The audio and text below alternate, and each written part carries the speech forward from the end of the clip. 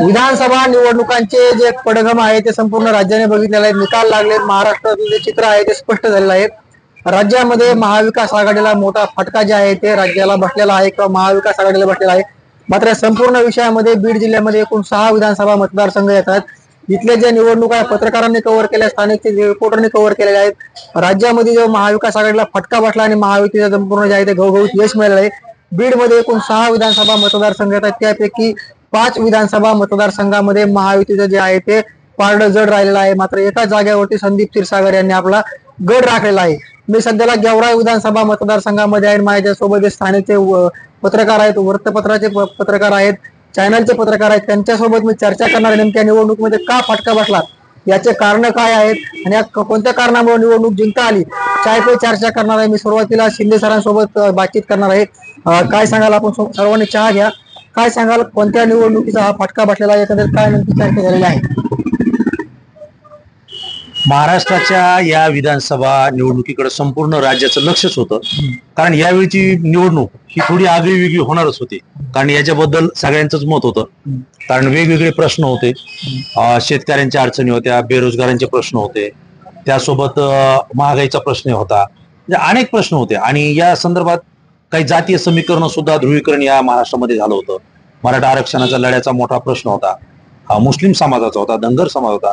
अशा परिस्थितीमध्ये नेमकं काय होईल हे सगळं चित्र रंगवित असताना महाराष्ट्रात आम्ही पत्रकार म्हणून सुद्धा आम्हालाही असं वाटत होतं की महायुतीच्या विरोधात वातावरण जाईल आणि कदाचित महाविकास आघाडी सत्तेत येईल असं वाटलं होतं. काही सर्वे सुद्धा जे आले त्याच्यामध्ये सुद्धा तसंच वातावरण होतं. परंतु जसे निकाल लागले तर हे निकाल म्हणजे सगळ्यांनाच अचंबित करणारे आहेत. आम्हाला पत्रकार बांधवांना सुद्धा ते अचंबित करणार आहेत की ठीक आहे, महायुती सत्तेत येणं किंवा महाविकास आघाडी येणं हे साहजिक आहे, त्यांची रणनीती असते. परंतु या रणनीतीमध्ये इतका मोठा पडसाद आणि इतका मोठा निकाल लागू शकतो हा विश्वास सामान्य मतदारालाही नाही आणि तो आमच्यासाठी सुद्धा आश्चर्यकारक निकाल समजला आहे. नक्कीच पाहायला गेलं तर गेवराई विधानसभा मतदारसंघामध्ये तिरंगी लढत पाहायला मिळाली. विद्यमान आमदारांना बॅट फुटवर फेकण्यात आलं. बदामराव पंडित जे चांगले चलले असते मात्र ते चलले नाहीत. लाडकी बहीण योजना असेल, मनोज जरांगेंचा फॅक्टर असेल, काय झालं नेमके? इतर विद्यमान आमदार भारतीय जनता पार्टीचे होते, लक्ष्मणराव पवार. परंतु काय झालं की त्यांनी निवडणुकीच्या अगोदर एक घोषणा केली की मी निवडणूक लढणार नाही आणि माझ्या कुटुंबातलं सुद्धा कोणी लढणार नाही. याचे जे काही परिणाम कार्यकर्त्यांवर पोहोचले, कारण शेवटी नेता महत्वाचा असतो, सरसेनापती महत्वाचा असतो. त्यांनी जर लढणार नाही असं सांगितल्यानंतर बरेचसे कार्यकर्ते थोडे म्हणजे बुचकळ्यात पडले की बाबा नेमकं आपण काय केलं पाहिजे. आता परिस्थिती तर वेगळी झाली. नंतरच्या कालावधीमध्ये त्यांनी परत भारतीय जनता पार्टीचा राजीनामा दिला आणि राष्ट्रवादी काँग्रेस शरद पवार गटाकडे त्यांनी उमेदवारी मागितली. म्हणजे त्यांची नेमकी भूमिका काय ही कार्यकर्त्यांना समजायला बराच वेळ निघून गेला. आणि अशा परिस्थितीमध्ये बदामराव पंडित यांना महाविकास आघाडीच्या उद्धव ठाकरे यांच्या शिवसेनेकडून त्या ठिकाणी उमेदवारी जाहीर झाली. वातावरणही त्यांच्या बाजूने पेटलं गेलं. जरांगे पाटलांचा जो आरक्षणाचा लढा आहे तो बीड जिल्ह्याच्या बाउंड्रीवर आहे, म्हणजे जालना जिल्ह्यामध्ये आहे. त्याचेही पडसाद या बीड जिल्ह्यामध्ये मोठ्या प्रमाणावर पडतील असे वाटलं. ओबीसी विरुद्ध मराठा हाही वाद या ठिकाणी जाणवेल असं सुद्धा चित्र या ठिकाणी होतं. परंतु खरी लढत जी झाली ती 2 पंडितांमध्ये झाली. कारण महायुतीकडून विजयसिंह पंडित हे राष्ट्रवादी काँग्रेस अजित पवार गटाकडून लढले. त्यांची सुरुवातीला अपक्ष लढण्याकडेच भूमिका होती, त्यांचाही कल तशाच पद्धतीने होता. परंतु कार्यकर्ते म्हणा किंवा पक्षाचा दबाव म्हणा, त्यांनी महाविकास आघाडी महायुतीकडून लढण्याचा त्या ठिकाणी निर्णय घेतला आणि ही लढत 2 पंडितांमध्येच होते हे ज्यावेळेस लोकांच्याही लक्षात आलं. त्याच्यानंतर लक्ष्मणराव पवार जे अपक्ष लढत होते हे या फाईटमध्ये नसतील, कदाचित वंचित या फाईटमध्ये येईल असंही आमच्या पत्रकाराच्या नजरेमध्ये त्या ठिकाणी दिसत होतं. आणि म्हणून जे काही पडसाद उमटले आपण पाहतोय की विजयसिंह पंडित हे महायुतीचे या ठिकाणी विजयी झालेले आहेत. त्यांना गेल्या पंचवार्षिकला जी मतं मिळाली होती त्यापेक्षा 20-22 हजार मतं ही जास्तीची मिळालेली आहेत. आणि बदामराव पंडित हे अपक्ष लढले होते, त्यांना 52,000 मतं होती. त्यांनाही या ठिकाणी जवळपास 22-23 हजार मताधिक्य त्यांचं जास्त झालेलं आहे, म्हणजे 73,000 मतंही त्यांना मिळाली. म्हणजे या पद्धतीनं ही निवडणूक या गेवराई विधानसभा मतदारसंघात सामान्य मतदारांनी आणि पत्रकार म्हणून आम्ही पाहिलेली आहे. नक्कीच काय सांगाल गेवराई विधानसभा मतदारसंघामध्ये महायुतीचे विजय पंडित विजय झालेले आहेत, काय तुम्ही बघितलं निवडणूकमध्ये, कोणत्या मुद्द्यावर निवडणूक गेली? या निवडणुकीमध्ये राज्याचे मुद्दे प्रभावी ठरले. ह्या अजितदादा पवार यांच्या मार्फत जे लाडली बहीण योजना राबवण्यात आली होती त्या लाडली बहीण योजनेमध्ये प्रत्येक महिलेला गेल्या 6 महिन्यामध्ये 7,500 ते 9,000 रुपयाच्या जवळपास आले होते. आणि घराघरामध्ये लाडली बहीण योजनेचा लाभ मिळाल्यामुळं महिला ह्या महायुती कडे आकर्षित झाल्या होत्या आणि त्याचा परिणाम आपल्या विधानसभा निवडणुकीमध्ये दिसून आला. नक्कीच पाहायला गेलं तर मनोज जरांगे पाटलांचा फॅक्टर देखील लोकसभेला पाहायला मिळाला, मात्र तो फॅक्टर इथं दिसला नाही. विजयसिंह पंडित 20-22 हजार मतांनी निवडून जिंकला असा एक आशावाद होता, मात्र एवढं मोठं लीड मिळण्याचं कारण काय?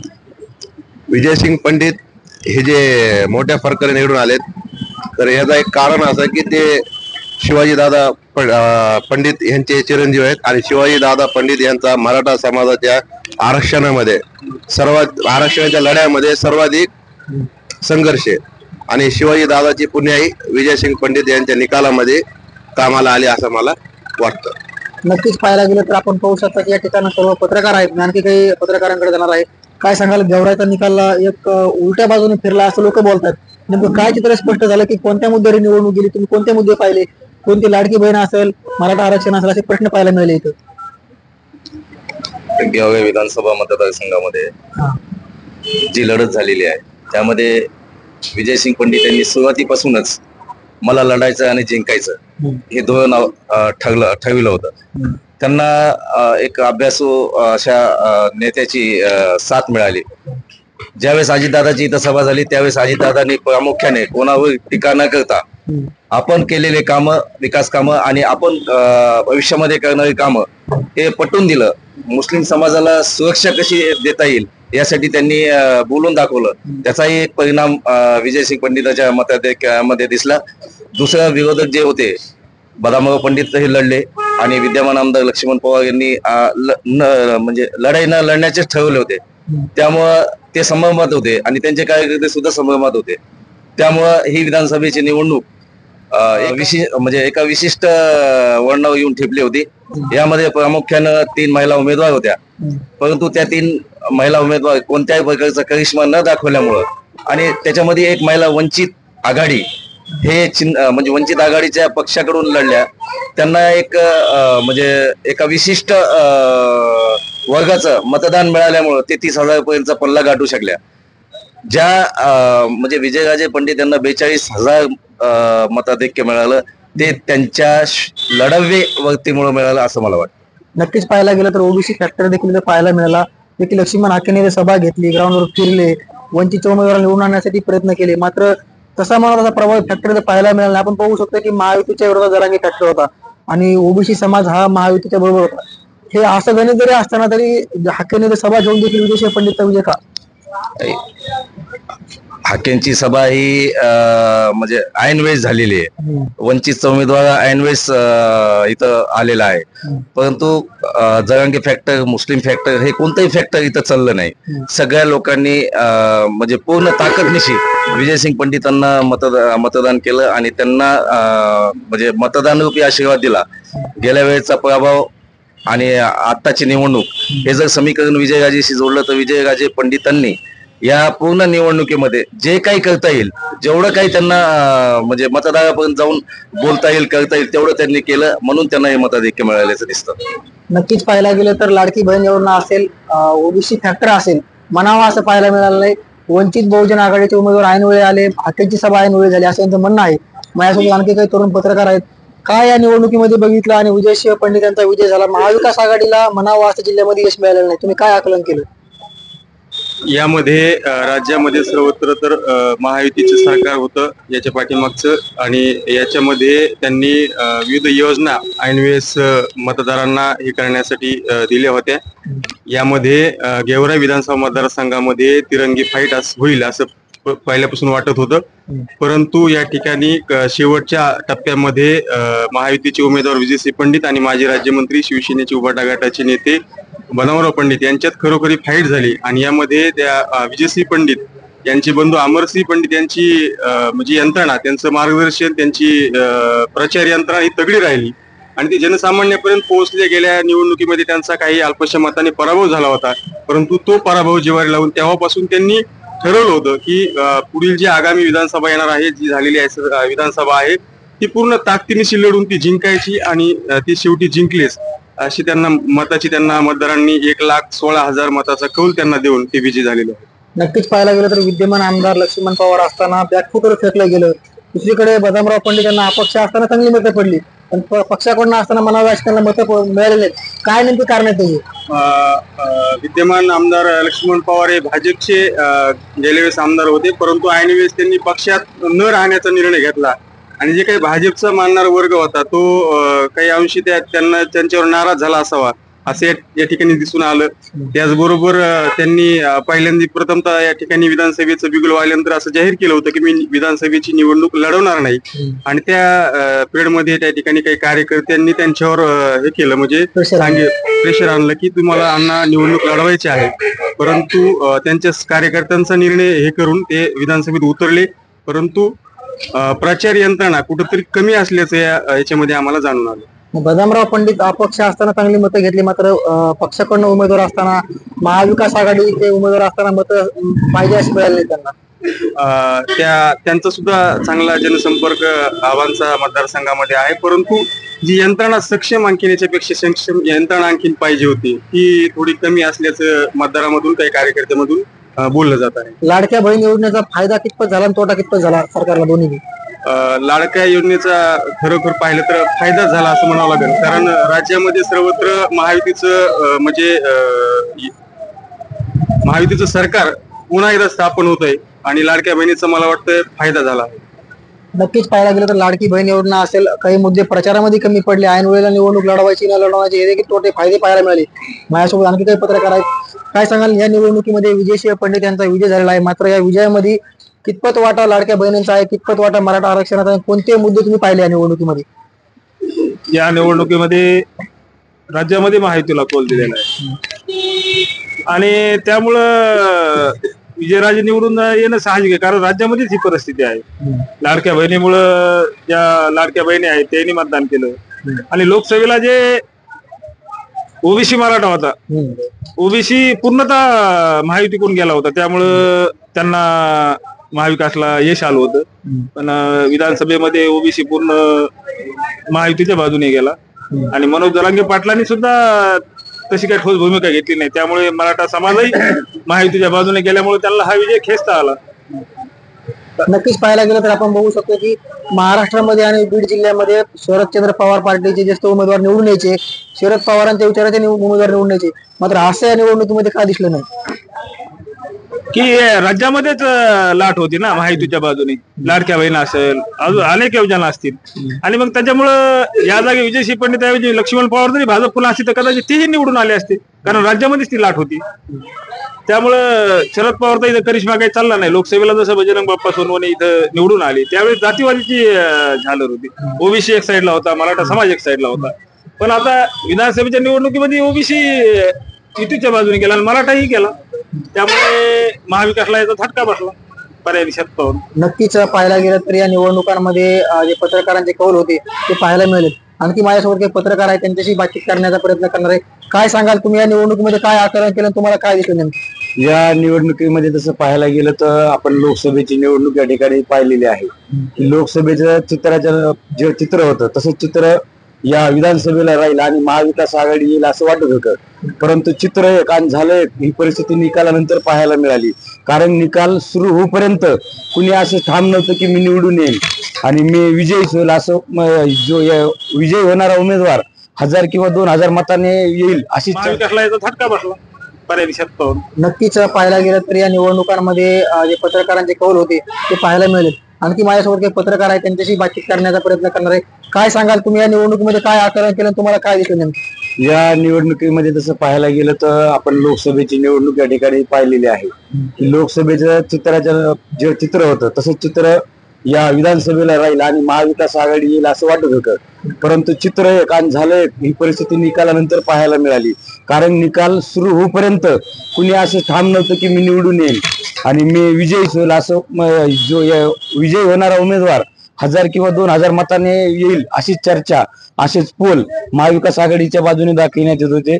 परंतु यामध्ये महायुती सरकारच्या ज्या योजना आहेत, लाडकी बहीण असो किंवा महिलांसाठी जे अर्ध तिकीट केलेलं आहे आणि वयोवृद्ध व्यक्तींना एसटी मध्ये त्यांनी फ्री मोफत केलेलं आहे, म्हणजे अशा योजना ज्या दिल्यात त्याला लोक जागृत राहिले. आणि या बाजूच्या महिलांचं जे आपण म्हणतो लाडकी बहीण त्याचा निगेटिव्ह परिणाम होईल, पण तितकं महाविकास आघाडीच्या नेत्यांना तो मुद्दा उचलून धरता नाही आला, तितका पटवून देता नाही आला की आपण या बाजूने महिला गेल्या आणि त्या महिलांचं मतदान झालंय याचा स्वीकार बी महायुतीच्या नेत्यांनी केलेला आहे.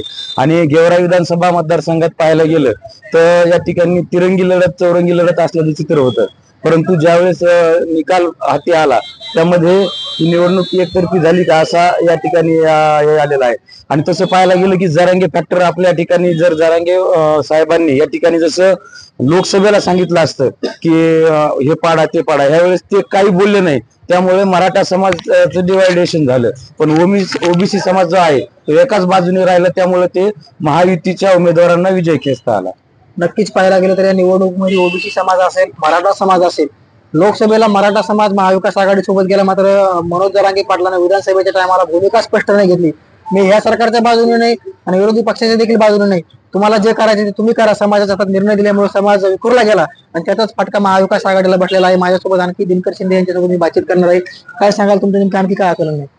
आमचे मित्र जे या ठिकाणी बोलतायत ते अगदी बरोबर आहे, कारण जरांगे पाटलांनी जर स्पष्टपणे जर सांगितलं असतं महायुतीला पाडा हे त्यांनी सांगितलं होतं, परंतु महाविकास आघाडीला निवडून आणा असं जर सांगितलं असतं तर मग महायुतीच्या उमेदवाराला फटका त्या ठिकाणी बसला असता. परंतु आमचे पत्रकार तौरींनी सांगितलं की या ठिकाणी कोणीही भाजपचं असतं तरी तो निवडून आला असता. हे चित्र आहे महाराष्ट्रातलं चित्र आम्ही पाहतोय. आज पत्रकार म्हणून किंवा विश्लेषण म्हणून आम्ही चर्चा करताना लोकांशी ज्यावेळेस संवाद साधतो, लोकांचं मत आमची महागाई वाढलेली आहे, बेरोजगारी आहे, त्यानंतर शेतकऱ्याच्या मालाला भाव नाहीये, हे सगळे प्रश्न असताना सरकारनं शिवसेना फोडली, राष्ट्रवादी काँग्रेस फोडली, हाही संताप लोकांच्या मनात आहे. आणि एवढ्या परिस्थितीमध्ये एवढे लोक कशी निवडून येऊ शकतात हाही विषय. बरं, राहिला प्रश्न गेवराई विधानसभा मतदारसंघाचा, की या ठिकाणी महाविकास आघाडीचे उमेदवार बदामराव पंडित हे 73,000 मतं घेतलेत, विजयाच्या मागे ते जवळजवळ 40-42,000 राहिलेत. परंतु लोकांच्या नजरेत आम्ही ज्यावेळेस पाहतो त्यावेळेस पृथ्वीराज चव्हाण यांच्यासारखा उमेदवार पराभूत होतो, यशोमती ठाकूर यांच्यासारखे उमेदवार पराभूत होतात. महाराष्ट्राच्या अनेक जे काही माजी मुख्यमंत्री हे विकासाच्या कामात पुढे होते, परंतु हे सुद्धा पराभूत झालेले आहेत. आणि म्हणून या ठिकाणी मतदारामध्ये जो संभ्रम आहे की कुछ तो भी गडबड आहे. कारण इतका निकाल कसा बदलू शकतो, कारण कुठल्याही सर्वेनं 200 पेक्षा किंवा 150 पेक्षा अधिक जागा महाविकास आघाडी महायुती कुणालाही सांगितल्या नव्हत्या. टक्कर सांगितली होती किंवा लढत काटेकी टक्कर होईल असं सांगितलं होतं. मग एवढ्या जागा आल्या कशा, हा सामान्य मनातला प्रश्न आहे. याचं उत्तर सरकारला सुद्धा द्यावं लागेल, कारण की विश्वासार्हता खूप महत्वाची आहे. राहिला प्रश्न लाडक्या बहिणीचा, तर लाडक्या बहिणींसाठी जी योजना सुरू केलेली आहे त्यांचं जर मतदान पडायचं असतं तर यापूर्वी सुद्धा ज्या ज्या मतदारांनी वेगवेगळ्या नेत्यांना मतदान केलेलं आहे त्यांच्या कुटुंबातल्या महिलांनी त्यांच्यासोबत मतदान केलेलंच आहे. आणि म्हणून लाडकी बहीण योजना आज आली, मग याच्या पूर्वीचं मतदान का महिलांचं होत नव्हतं का? पक्षाला होतच होतं. परंतु कुठंतरी हे मतांचा आकड्याचा जो काही वाढीव भर दिसतेय, या भरीवर सुद्धा लोकांचा संशय आहे. आणि पत्रकाराच्या भूमिकेतनं काही गोष्टी आपण बोलल्याच पाहिजेत की नियोजन महायुती आणि महाविकास आघाडी दोघांच्याही बाबतीत त्या ठिकाणी योग्य पद्धतीनं चाललेलं होतं. परंतु जरांगे पाटील यांनी जर थेटपणे जर सांगितलं असतं की यांना पाडा किंवा यांना विजयी करा, तर हा कौल सुद्धा थोडा वेगळा दिसला असता, असं मराठा समाजाचं मत आहे. आणि म्हणून आमचे मित्र टकलेंनी जे सांगितलं की मराठा समाजामध्ये संभ्रम होता, तो खरोखर संभ्रम काही अंशी आम्हाला या ठिकाणी पाहायला मिळतोय. परंतु या परिस्थितीमध्ये जो काही गेवराई विधानसभा मतदारसंघाचा जर विचार केला, त्यासोबत बीड जिल्ह्याचा विचार केला, तर बीड जिल्ह्यात काय बदल झाला? जे 6 आमदार जे निवडून आलेले होते तेच निवडून आलेत, फक्त 2 ठिकाणी खांदापलट झाली. एक गेवराई विधानसभा मतदारसंघामध्ये भारतीय जनता पार्टीचे लक्ष्मण पवार हे पराभूत झालेत आणि त्यांचे मित्र पक्ष असलेले अजित पवार राष्ट्रवादी काँग्रेसचे विजयसिंह पंडित निवडून आले. हा एक बदल झाला, म्हणजे ही जागा महायुतीकडे राहिलेली आहे. आणि आष्टी पाटोद्यामध्ये सुद्धा आज बाळासाहेब आजबे हे राष्ट्रवादी काँग्रेसचे आमदार होते, महायुतीचे सुरेश धस आता त्या ठिकाणी भाजपकडून आमदार झाले. म्हणजे जागेमध्ये कुठेही काही बदल झालेला नाही. बीड विधानसभा मतदारसंघात मध्ये राष्ट्रवादी अजित पवार गटाचे संदीप क्षीरसागर हे एकमेव आमदार आहेत, ते पुन्हा तशाला तसेच आलेले आहेत. आणि बीड जिल्ह्याचा इतिहास आहे, ज्या पक्षाचा खासदार येतो त्याच्या विरोधातले आमदार त्या मतदारसंघात बीड जिल्ह्यातल्या जनतेनं निवडून दिलेत. आम्ही पंकजाताईंचा पराभव झाला त्या सुद्धा आम्ही प्रतिक्रिया दिली होती की जरी लोकसभेला खासदार हा बजरंग बाप्पा असेल, तर विधानसभेला महाविकास आघाडीला ताक सुद्धा फुंकून पिण्याची वेळ आहे. कारण मागचा इतिहास पाहता परिस्थिती तशी आहे आणि चित्र सुद्धा तसंच दिसायले. ही या ठिकाणची वस्तुस्थिती आहे. नक्कीच पाहायला गेलं तर विधानसभा निवडणुकांचे निकाल लागले, संपूर्ण चित्र स्पष्ट झालेलं आहे. राज्यामध्ये आता सरकार महायुतीचं येणार आहे, मुख्यमंत्री कोण होणार आहे याची देखील उत्सुकता लागलेली आहे. मात्र या निवडणुकांमध्ये एक ट्विस्ट आहे किंवा निवडणुकीचा निकाल कसा फिरू शकतोय, कुछ तो गडबड आहे असं यांनी म्हटलेलं आहे. असं जरी असलं तरी सरकारने स्पष्टीकरण दिलं पाहिजे असं देखील पत्रकारांचं म्हणणं आहे. मात्र गेवराई विधानसभा मतदारसंघामध्ये भाजपाचे विद्यमान आमदार निवडणूक न लढवण्याचं ठरवतात, पुन्हा निवडणूक लढवतात. बदामराव पंडित कुठेतरी प्रचारामध्ये कमी पडले आणि विजयसिंह पंडित यांची यंत्रणा जी आहे ते पॉवरफुल असल्यामुळे ते विजय खेचून आणण्यात आला, असं देखील पत्रकारांचं म्हणणं आहे. जिल्ह्यामध्ये जर खासदार महाविकास आघाडीचा असेल तर आमदार महायुती येतील असा यांचा एकंदरीत गेस आहे. या संपूर्ण निवडणुकीवरती महाविकास आघाडी असेल किंवा युती असेल त्या कुठेतरी संभ्रमाचं वातावरण निर्माण झालं. याच्यामधूनच महायुतीचा विजय झाला. लाडकी बहीण योजना असेल, मनोज जरांगे पाटलांचं जे आहे ते विधान असतील त्याला कारणीभूत ठरल्याचं देखील यांनी म्हटलेलं आहे. कारण जरांगे पाटलांनी ठाम भूमिका न घेतल्यामुळे येथील महायुतीला फायदा झाला आणि महाविकास आघाडीला फटका झाला, असं देखील त्यांनी या विश्लेषणामधून स्पष्ट झालेलं आहे. मुंबई तकसाठी योगेश काशीद, बीड.